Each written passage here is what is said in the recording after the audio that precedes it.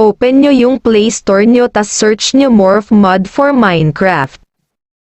Tas install nyo. Open nyo kung naka-install na. Allow nyo. Click nyo Start. Forward. Forward. Hintayin nyo nag-ads kasi. Forward. Load 1. Load 2. Load 3. Pagkatapos nyo, open nyo Minecraft.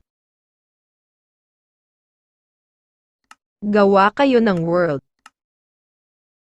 Resources packs.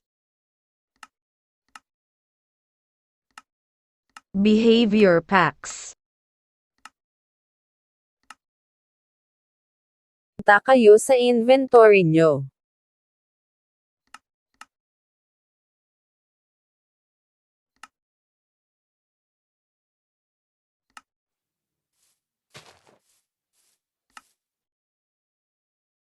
Kuha kayo ng egg at mag-spawn kayo ng kahit na ano na mobs. Gamitin mo yung item na isa. Tas click nyo yung nasa baba na morph.